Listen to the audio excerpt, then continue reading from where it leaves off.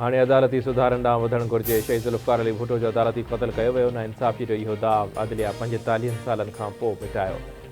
PP chairman Bilawal Bhutto Zardari जो नओं दिरो में तक़रीब खे ख़िताब। संदसि चवणु आहे त हुकूमत खे वक़्तु ॾिनो वियो त मुल्क मुआशी बहरान मां निकिरी वेंदो। अवामी मसइलनि जे हल ख़ातिर हुननि वफ़ाक़ी हुकूमत जी हिमायत जो फ़ैसिलो कयो। शहीद ज़ुल्फ़िकार अली भुट्टो अवाम जे हक़नि जे लाइ जिद्दोजहद कई ऐं शहीद बेनज़ीर भुट्टो जमहूरियत जे लाइ आवाज़ उथारियो। पीपी चेयरमैन चयो त सिंध ऐं बलूचिस्तान में अवामी मुआशी मुआहदे ते अमल करे सूबाई सतह ते हारी कार्ड ॾिनो वेंदो।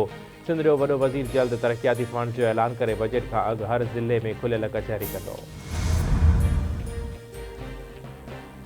मुल्क जे पहिरीं चूंडियल वज़ीर आज़म एशिया जे अज़ीम अख़बार शहीद ज़ुल्फ़िकार अली भुट्टो खे अवाम खां धार थिए 45 वरह विहामी विया। People's party chairman Bilawal Bhutto Zardari, PP ladies wing जे सदर फरियाल टालपुर ऐं वॾे वज़ीर सैयद बरादरी शाह सां गॾु गढ़ी ख़ुदाबख़्श भुट्टो में क़ाइदे अवाम जी मज़ार ते हाज़िरी, गुलनि जी चादर चाढ़े दुआ घुरी। पीपी अॻवाननि कारकुननि पारां बि क़ाइदे अवाम समेत शहीदनि जी मज़ार ते हाज़िरी।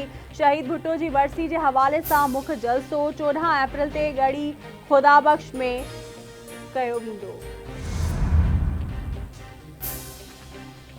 सिंध जे वॾे वज़ीर मुराद अली शाह चयो आहे त क़ाइदे अवाम शहीद ज़ुल्फ़िकार अली भुट्टो दुनिया जो अज़ीम लीडर हो। शहीद भुट्टो जो अदालती क़त्ल मुल्की तारीख़ जो कारो तरीन ॾींहुं आहे।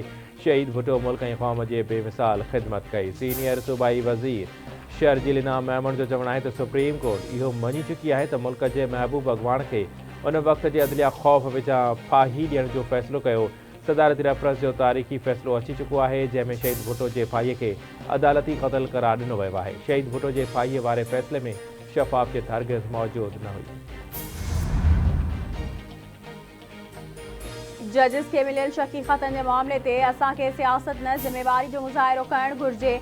असां शकी ख़तनि जी जांच कराईंदासीं त जीअं अछो कारो ज़ाहिर थी वञे। वज़ीर आज़म शहबाज शरीफ़ जो वफ़ाक़ी काबीना जे इजलास खे ख़िताब।